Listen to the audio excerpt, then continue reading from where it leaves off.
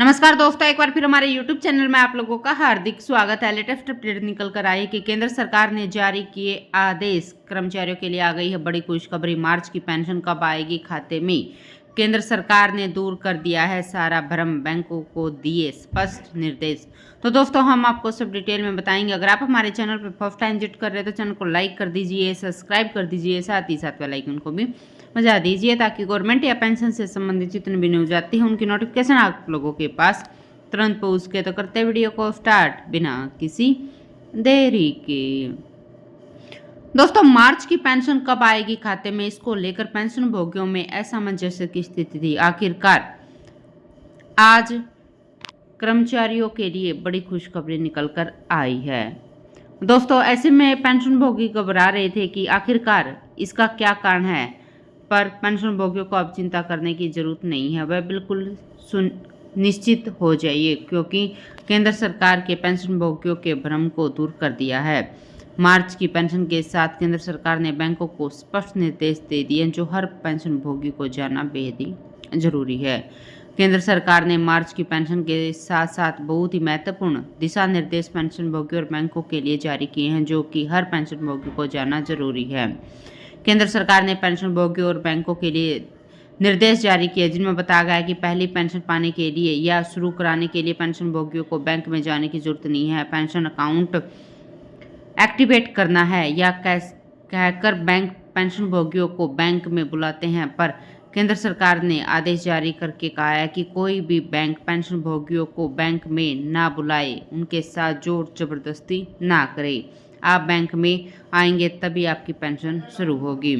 वहीं पर केंद्र सरकार ने दूसरी बात कही है कि पेंशन भोगी और उसकी पत्नी की ज्वाइंट अकाउंट में पेंशन निकल रही है, तो ऐसे में अगर पेंशन भोगी की मृत्यु हो जाती है तो उसी अकाउंट में फैमिली पेंशन भी आएगी। नया अकाउंट खोलने की जरूरत नहीं है अगर पीपीओ में पत्नी का नाम है तो।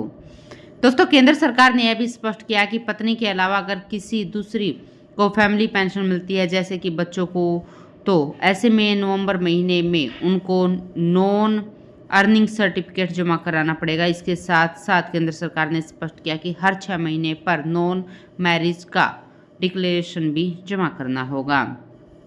केंद्र सरकार ने स्पष्ट कह दिया कि नवंबर महीने में लाइफ सर्टिफिकेट देना पड़ेगा ताकि आपकी पेंशन सुचारू रूप से मिलती रहे। साथ ही साथ जो 80 साल के ऊपर के पेंशन भोगी या फैमिली पेंशन हैं तो उनके लिए हर साल 1 अक्टूबर से ही लाइफ सर्टिफिकेट जमा करने की प्रक्रिया शुरू हो जाएगी।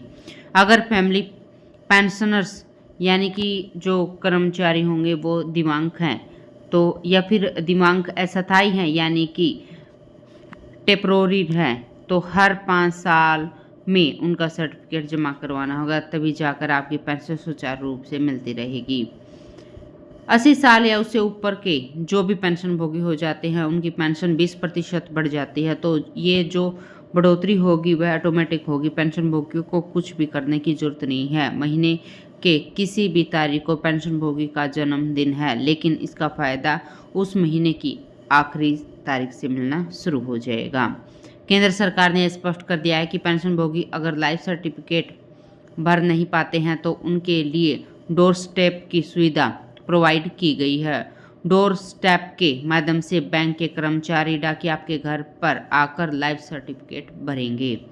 केंद्र सरकार ने कहा है कि मार्च महीना फाइनेंशियल ईयर का अंतिम महीना होता है, इसलिए मार्च की पेंशन 1 अप्रैल से लेकर 5 अप्रैल के बीच कभी भी आपके खाते में आ सकती है।